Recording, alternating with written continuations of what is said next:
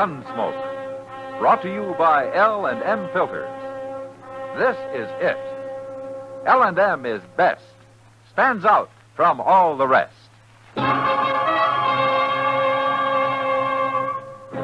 Around Dodge City and in the territory on West, there's just one way to handle the killers and the spoilers, and that's with a U.S. Marshal and the smell of Gunsmoke.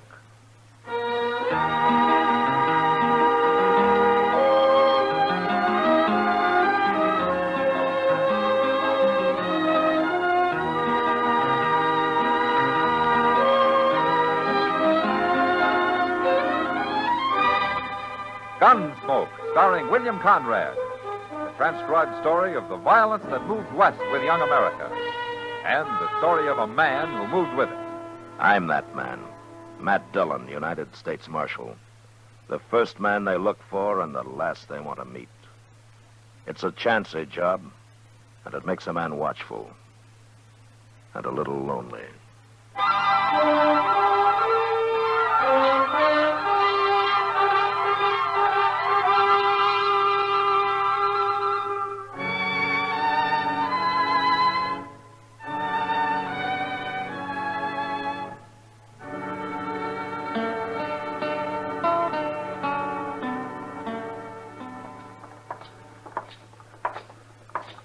They're getting off stage already, Mr. Dillon.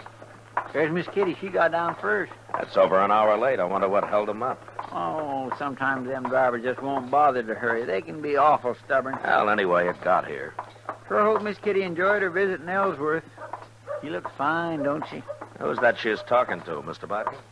I didn't know he'd been out of town, Mr. Dillon. Well, that's why the bank's been closed, Chester. Mr. Bodkin won't trust anybody running it if he isn't around. Hello, Miss Kitty. Hello, Chester. Hello, Matt. Well, did you have a good trip, Kitty? Wait till you hear. Hello, Mr. Bodkin. Marshal, we were held up and robbed. What? Held up? Back at Rocky Ford, Matt. Lone bandit. He took the box and he robbed Mr. Butkin here. Took everything I had, over $300 in cash. Anybody hurt? The shotgun rider didn't think they were carrying enough in the treasure box to be worth fighting for. Guess he didn't care what happened to the passengers. Well, how much was in the box? Only about $500, the driver said. Well, what about the two other passengers and you, Kitty? Didn't he rob you? He didn't take a thing of mine. He singled me out, Marshal. Must have known I'm a banker. He made Mr. Botkin put his coat on the ground, and then everybody had to throw everything they were carrying onto it. But all he took was what Mr. Botkin had. I don't understand it at all, Marshal. He bowed to me, Matt. You should have seen him.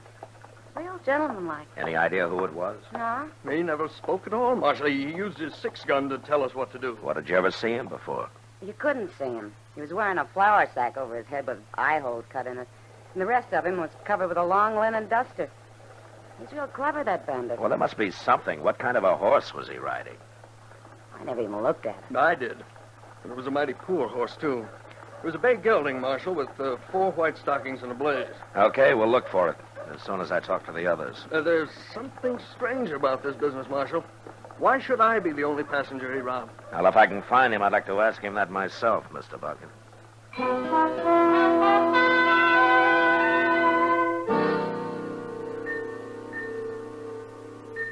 Neither the driver, nor the shotgun messenger, nor the other 2 passengers, who turned out to be a couple of homesteaders, could give us any more information on the bandit.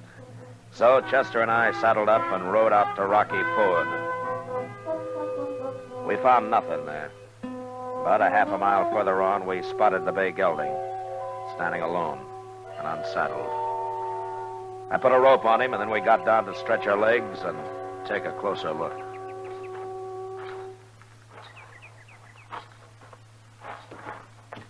Mr. Botkin was right, Mr. Dillon.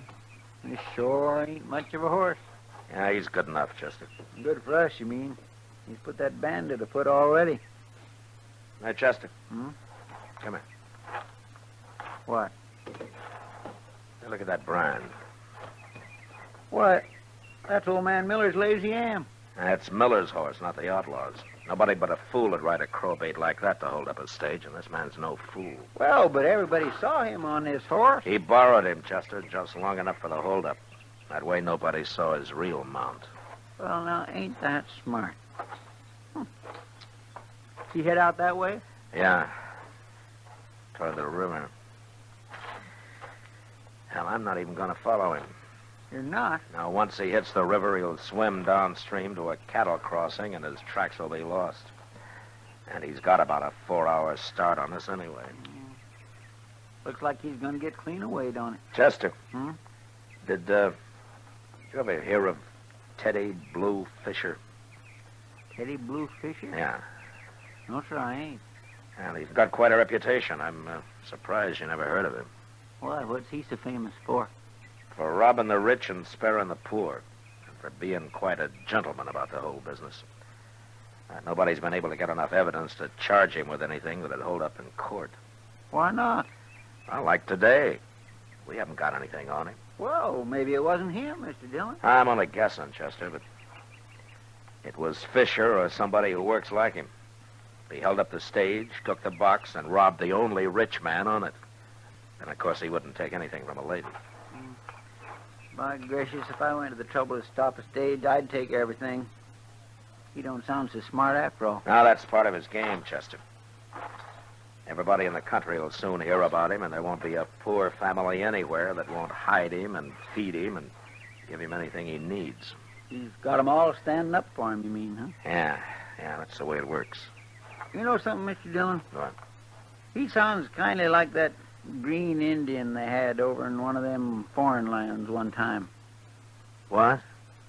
You know, Robin Head. You remember him? Robin Hood, Chester, and he wasn't an Indian. Yeah, but you're right. Teddy Blue Fisher works exactly the same way. Yeah, and outside of pure luck, I don't know how I'm going to stop him.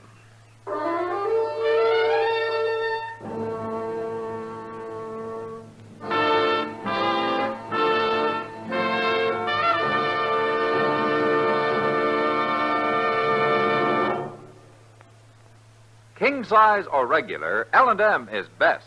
Stands out from all the rest. This is it, L&M filters. It stands out from all the rest. Miracle tip, much more flavor. L&M's got everything. It's the best. Yes, L&M is best. Stands out from all the rest. L&M stands out for flavor. Flavor. Flavor. The miracle tip draws easy. You enjoy all the taste. L&M stands out for effective filtration. Filtration. Filtration. No filter compares with L&M's pure white miracle tip. L&M's got everything. It's America's best filter cigarette.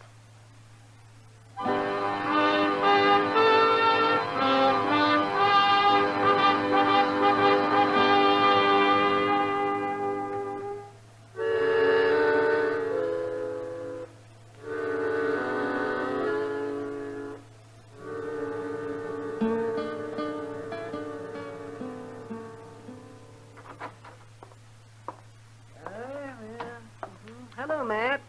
Chester. Hello, Doc. Doc, you look different. What have you done to yourself? I had a haircut. Oh, that's it.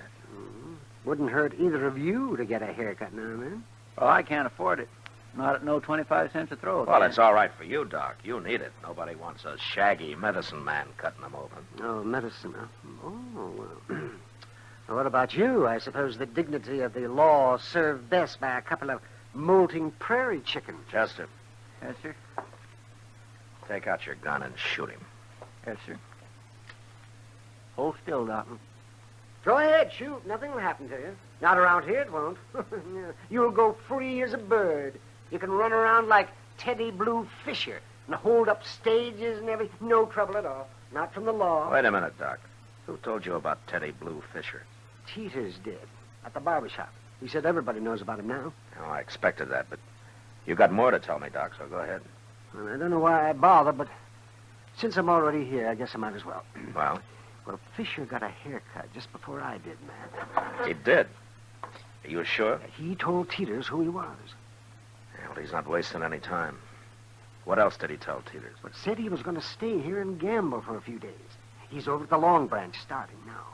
Now, he's got $800 for a stake. Well, you can't prove where he got it, can you? No, but there's something I can do. What's that? Look, Doc, his whole game's based on stealing from the rich. If I can stop it, Maybe I can show him up for what he is. Well, you mean you think he's a fake? Now, did you ever hear of any outlaw admit he's nothing but a common thief? And a thief will steal from anybody, Doc, rich or poor, if he has to. Well, how are you going to stop him, man? Well, for one thing, I'm going to put 2 shotgun men on every stage that goes out of here. Men that'll shoot. Ah, that's a good idea. Oh. But I hear Fisher's quite a gunman himself. Yeah, I know, Doc. Now, I'd throw him in jail without evidence, but it'd only make him a martyr, and people would think more of him than ever. Now, I got to outsmart him somehow. If you can. Yeah, if I can.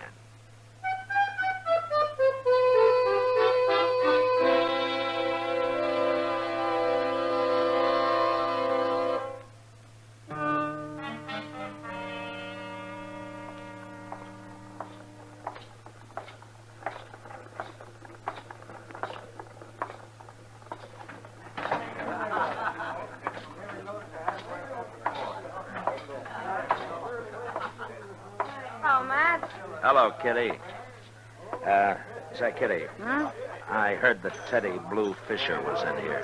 Oh, he just left. Said he'd be back in a minute. He's quite a fellow, Matt. Yeah, he sure is. Did you hear what he did? No, what? He broke the faro bank. Won over $1,000. Well, that won't help. What do you mean? With all the money he's got now, he won't have to work at his usual trade. He can loaf around for a long time. No harm in that, is there? Well, that makes the law look pretty foolish, Kitty. And besides, he's got to be in action before I can stop him. You still think he held up the stage, don't you? Well, that's his way of doing things. You gonna run him out of town, Matt? I'd sure like to. Well, now's your chance. Here he comes. Buy that drink now, Miss Kitty. Well, there's a man here who wants to meet you first. How do you do, sir? I'm Teddy Blue Fisher. I'm Matt Dillon. Pleasure's mine, sir. That's right. The pleasure's all yours. Coming from anyone else, I'd take that real bad. But I can understand your feeling. And we know where we stand, don't we? And it's too bad. I would like to be friends. You know, you're a thief, Fisher, and you're probably a murderer to boot. That's a lie. I never shot a man in my life unless he tried to shoot me. To kill a man who's trying to protect his property is murder, the way I figure it. Well, I'm not going to argue with you, Marshal. No, I didn't think you'd be dumb enough to. That'd be admitting what you are, wouldn't it? People talk, make up stories. I have never done anything wrong. How long are you planning on staying in Dodge? Well, Marshal, I never planned. But I'm living pretty well in Dodge. I kind of like it. Yeah, so I hear. Only trouble right now is finding somebody willing to buck me gambling. My luck's been showing too much. Well, I'm sure you'll find somebody, Fisher. I thank you kindly, Marshal. I hope to. That reminds me, I want to talk to a man over there about it. Miss Kitty, if you'll excuse me, I'll be right back. Sure. Oh, I'll buy you a drink, too, Marshal. No? Then some other time. Kitty. Huh? I want you to do something for me. Yeah, You know Vint Butler? of course. Okay, now, when you're talking to Fisher, tell him you think maybe Vint will buck him at faro. Tell him Vint's the one man in Dodge who's got the bankroll and who's enough of a gambler to try it. Well, Matt, you know since Vint went straight, he's barely made enough to live on. Well, don't tell Fisher that. Well, I don't understand it, but I'll do it. Thanks, Kitty. I'll have Vint here in about a half hour.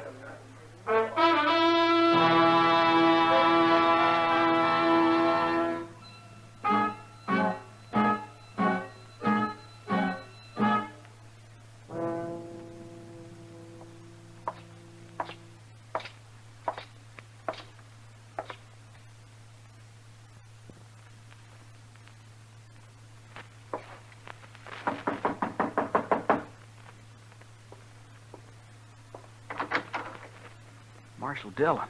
It's okay, Vint. Now, Marshal, I ain't done a thing. Now, don't start shaking, Vint. No, it ain't that. You surprised me. Well, I think I'm going to surprise you more. But let's go inside, huh? Sure. Come on in.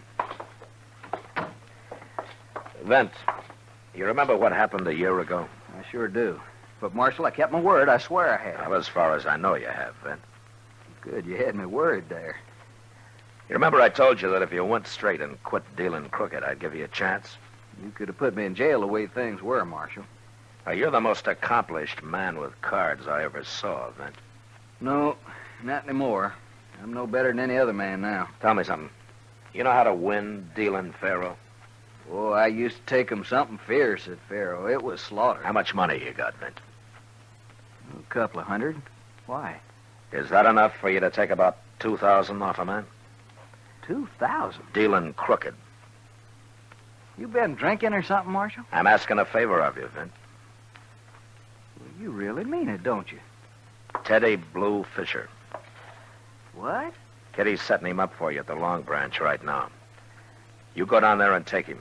And when you've done it, you come back to my office. I'll be waiting for you.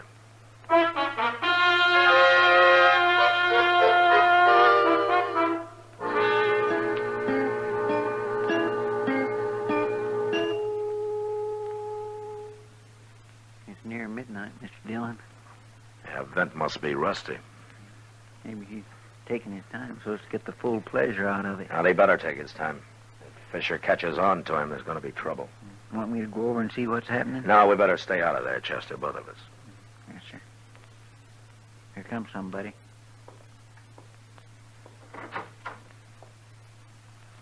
Hey, it's Vint. How'd you make out, Vint? Like a bear in spring, Chester. But, Marshal, you said a couple of $1,000. He had near 2,500 on him. There it is. Yeah, that's a lot of money, isn't it? Oh, I've fleeced men for more than that in my time. I never saw a crook yet that didn't like to brag about it. Now, Marshal, you made me a crook. Now, it wasn't too hard, though, was it, Vint? But you did fine. What are you going to do with all that money? Well, I'm going to see that you get some of it, Vint, when the time comes. Because you've earned it. It's none of my business, Marshal, but I'd sure like to know what this is all about. Well, Fisher's broke now, Vint. His vacation's over. He's got to go back to work. Robbing rich people, huh? Yeah, if he can. I don't envy you trying to catch him, Marshal. From what I hear, most everybody in the country's on his side already. They'll make it awful hard for you. Sure. But I'm a gambler, too, Vint.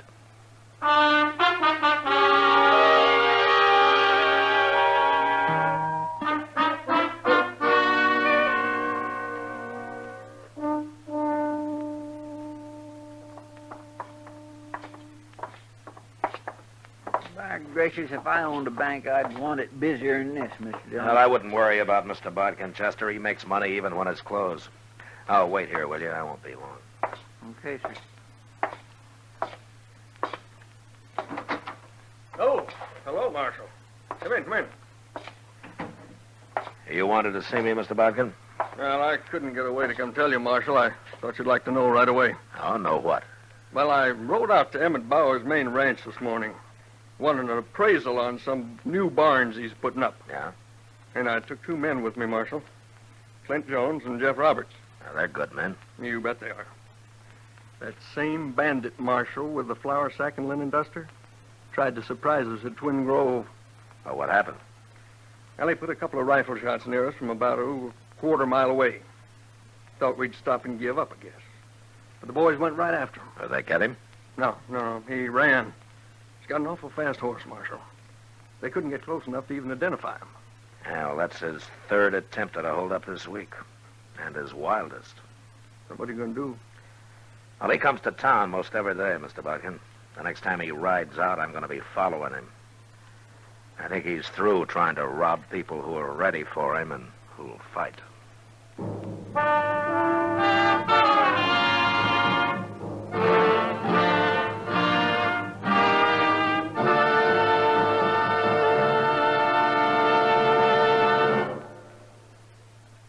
L&M is best, stands out from all the rest.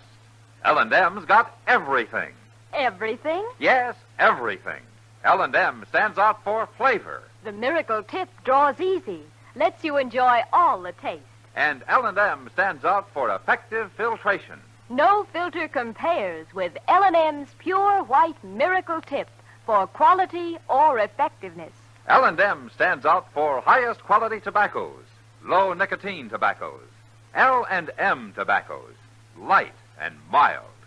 L&M's got everything. Everything? Yes, everything. king size or regular. It's America's best filter tip cigarette.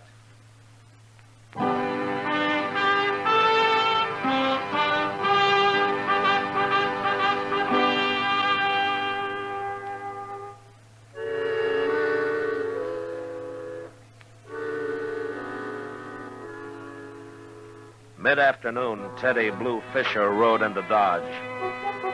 He stood around the plaza for a couple of hours, watched the stage pull out for Abilene with its 2 professionals riding shotgun, and then suddenly, seeming to make up his mind, he mounted his horse and rode slowly out of town.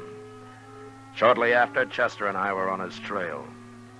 About 10 miles north, he stopped at a clump of elder and waited for dusk, and then rode on another couple of miles to the house of a homesteader called Charlie Bowen. It was dark when he went inside, and Chester and I got down and crept up to the place on foot.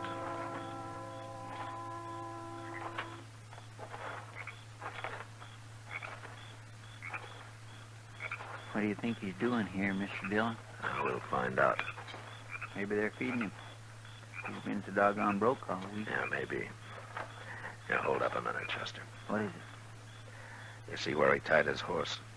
Yes, sir, he's over behind that wagon. Well, we'll just make real sure of Teddy Blue Fisher. You go over there and unsaddle his horse, Chester, and then slip his bridle off. Yes. But don't scare the horse into making a lot of noise. Oh, I'll lead him off a little before I turn him loose, Mr. Dillon. Good. I'll be up by the window nearest the door there. All right, sir.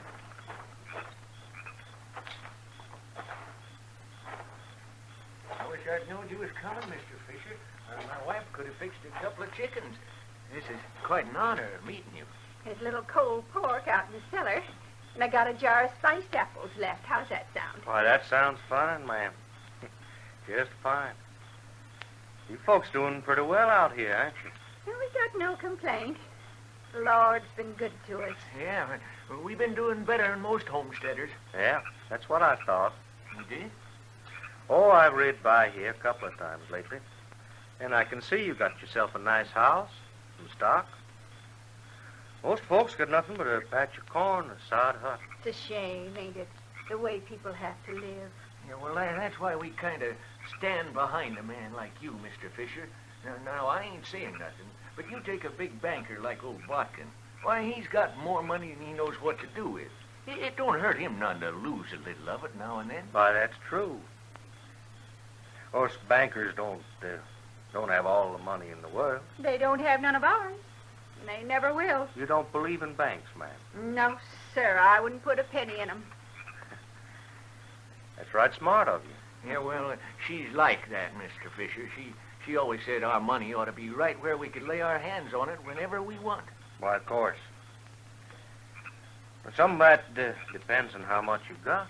Well, we've been saving all our lives. Must have near, $800 now. What you doing, Mr. Dillon? Talking money, Chester. Where do you Quiet keep that now. $800, friend? It's hid. Where? Well, it wouldn't be right to tell nobody, Mr. Fisher. It's a secret. You can tell me. Oh, no, we can't tell nobody at all. Yes, you can. Mr. Fisher, what are you doing? What's the gun for? I just want to know where you keep that money. Oh, you're not going to rob us. Oh, we're poor. I've robbed poor people before this. No, you haven't. Don't be fools. Now show me that money. You're a fake, Mr. Fisher. You're a liar. Sure, but nobody will ever find it out. I'm going to kill the both of you. No. But you can live a little longer. Just show me where that money is. Don't tell him, Charlie. I won't. He ain't going to rob us. I got to kill you anyways now. I'm going in, Chester. Stay back. Yes, sir. Now, where do you... All right, hold it, Fisher. Don't touch that gun or I'll bust your other arm. Marshal, he was going to shoot us. He was going to kill us. Now, what's the matter with you? I was joking. Marshal, you had no cause to shoot me. You're lucky I didn't kill you. You should have, Marshal. He's nothing but a murderer and a dirty common thief. I'd rather have him in jail, Bowen, than on public Look, trial. this was a joke. I was just fooling, I tell you. I never harm people like you, and you know it. I don't hardly know it. It's all over, Fisher. You're finished. Maybe some other Robin Hoods like you will be finished, too, when people hear what you like when you think nobody's watching. Chester, go tie up his arm. He's too valuable now to bleed to death.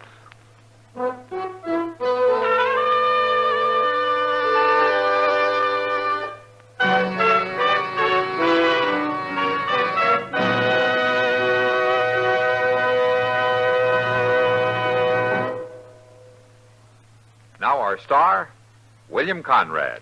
Thank you, George. Today, there's one filter cigarette that stands out from all the rest. L&M stands out for flavor, for effective filtration, for highest quality tobacco. L&M's got everything. That's what makes it America's best filter tip cigarette. Try L&M's king size or regular. I know you'll go for 'em.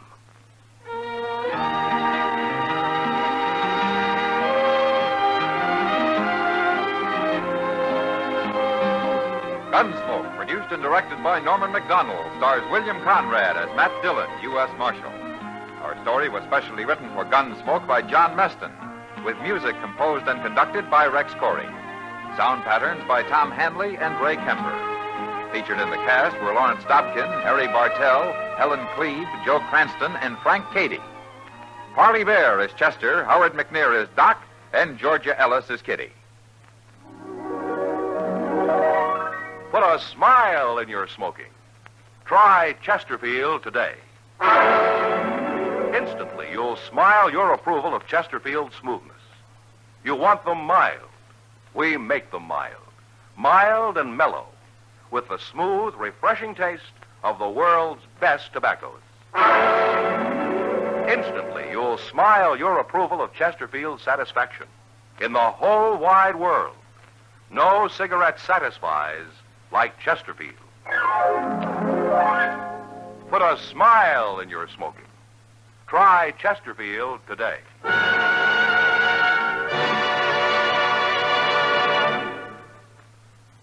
The current issue of TV Radio Mirror carries a feature story on Gunsmoke, complete with pictures of Matt, Chester, Doc, and Kitty. It is available at your local news.